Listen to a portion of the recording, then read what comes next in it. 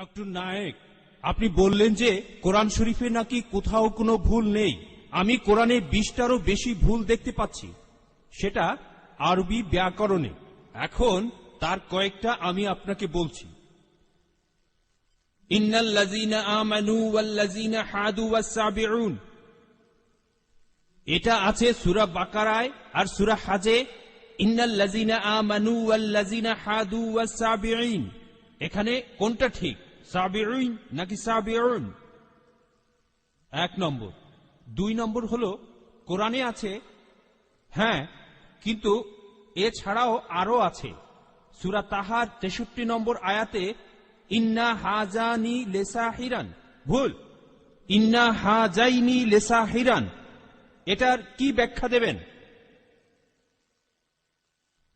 এছাড়াও আমি আরো অনেক ভুলের কথা জানি। এক্সকিউজ মি, আমরা শুধু প্রথম প্রশ্নটা গ্রহণ করব, সময়ের অভাবে দ্বিতীয় প্রশ্নটা গ্রহণ করতে ঠিক পারছি আছে, না।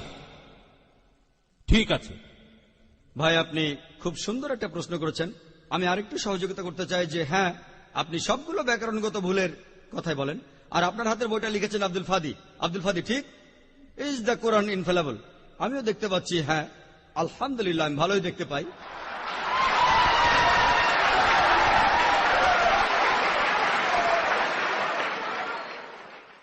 আমি এই 20টা ভুলের সবগুলোর উত্তর দেব, কারণ আমি বইটা পড়েছি। আমি সবগুলোর উত্তর দেবো ইনশাল্লাহ, ইনশাল্লাহ। 1 নম্বর পয়েন্ট ভাই, 1 নম্বর পয়েন্ট, এখানে 1 নম্বর পয়েন্ট হলো যে আরবির সব ব্যাকরণ এসেছে কোরআন থেকে।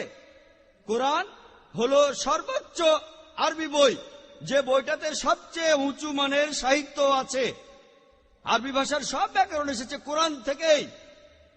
কোরআন হলো ব্যাকরণের মূল গ্রন্থ, আর কোরআন যেহেতু ব্যাকরণের মূল গ্রন্থ এবং সব ব্যাকরণে এসেছে কোরআন থেকে, কোরআনে কোনো ভুল থাকতে পারে না। 1 নম্বর পয়েন্ট। 2 নম্বর পয়েন্ট, 2 নম্বর পয়েন্ট, 2 নম্বর পয়েন্ট। ব্যাপারটা এরকম যে আপনি একটা রুলার নিলেন, আর সেই রুলারের গায়ে দাগ কাটা আছে, তারপর বললেন যে মাপটা ভুল হয়েছে। এটা বেশ অযৌক্তিক। 2 নম্বর পয়েন্ট, আরবে বিভিন্ন আলাদা আলাদা গোত্রে, আপনি যদি আরবি জানেন, আর ডক্টর উইলিয়াম ক্যাম্বেল আমার সাথে একমত হবেন যে আরবের গোত্রগুলোর মধ্যে ব্যাকরণ মাঝে মধ্যে বদলে যায়। কিছু কিছু আরবীয় গোত্রে যে শব্দটা স্ত্রীবাচক, অন্য আরেক গোত্রে সেটাই পুরুষবাচক। একই শব্দ, তবে গোত্রভেদে ব্যাকরণ বদল হতে থাকে, এমনকি শব্দের লিঙ্গ বদলে যায়। তাহলে আপনি কি কোরআনকে সবগুলো ব্যাকরণ দিয়ে পরীক্ষা করবেন? না। আর এছাড়াও কোরআনের ভাষা এত উঁচু মানের, এতই উঁচু মানের, এর কাছাকাছি কোনো সাহিত্য নেই। আর কোরআনের বিরুদ্ধে অনেক বই আছে, ইন্টারনেটে গেলে দেখবেন 12টা ব্যাকরণের ভুল, 21টা ব্যাকরণের ভুল, আব্দুল ফাদি 20টা ব্যাকরণের ভুল। আপনাদের কি ধারণা খ্রিস্টানরা এই ভুলগুলো বের করেছে? কারাই ভুল বের করেছে জানেন? কারা করেছে? মুসলমানরাই। মুসলমান পণ্ডিতরা, যেমন জামকশারি, তারা এটা করেছেন। কোরআনের ব্যাকরণ এত উঁচু মানের যে কোরআনের ভাষা মাঝে মধ্যে প্রচলিত আরবির বিরুদ্ধে যায়। কোরআনের ব্যাকরণ এত উঁচু মানের, কোরআনের ব্যাকরণ এতই উঁচু মানের, এজন্য তারা উদাহরণ দিয়েছে। আমিও কয়েকটা উদাহরণ দেব, এতে আপনারা সবগুলো উত্তর পেয়ে যাবেন। তারা উদাহরণ দিয়েছে যে কোরআনে লেখা আছে লূত আলাইহিসসালামের গোত্রের লোকজন, তারা সকল নবীকে ত্যাগ করেছে। বলা আছে সব নবীকে তারা বর্জন করেছে। ডক্টর উইলিয়াম ক্যাম্বেল বললেন যে নূহ নবীর গোত্রের লোকজন, তারা নবীদের ত্যাগ করেছে। আমরা ইতিহাস থেকে জানি যে মাত্র একজন নবীকে তাদের কাছে পাঠানো হয়েছিল। তাহলে এখানেও ব্যাকরণের ভুল আছে। কোরআনে বলা উচিত ছিল একজন নবীর কথা, বহুবচন না। আর আমি একমত, আর আমার আপনার মতো লোকের কাছে মনে হবে এটা ব্যাকরণের ভুল। কিন্তু যদি আপনারা আরবদের লেখা বইগুলো পড়ে থাকেন, কোরআনের আসল সৌন্দর্য কি? সৌন্দর্যটা হলো কোরআনে কেন একজন নবীর কথা না বলে নবীদের কথা বলা হয়েছে। আপনারা জানেন কেন?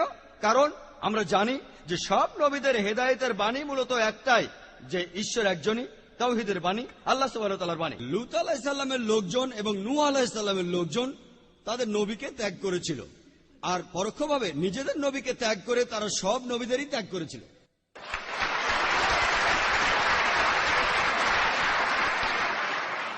সৌন্দর্যটা দেখেন, ভাষার অলংকার দেখেন, আলহামদুলিল্লাহ। আপনার মনে হতে পারে এটা ব্যাকরণের ভুল, কিন্তু এটা ভুল নয়। একইভাবে নূর সারোয়ার নামে একজন বলেছেন যে কোরআন বলছে কুনফা ইয়া কুন, হ বললে হয়ে যায়। এটা নাকি হবে কুনফা কানা, হ বললে হয়ে যেত। হ্যাঁ, আরবির পাস্ট টেন্সে কুনফা কানা, কুন ফায়াকুন নয়। কিন্তু কুন ফায়াকুন আরো উঁচু মানের। বলা আছে আল্লাহ তিনি ছিলেন, আছেন আর থাকবেন।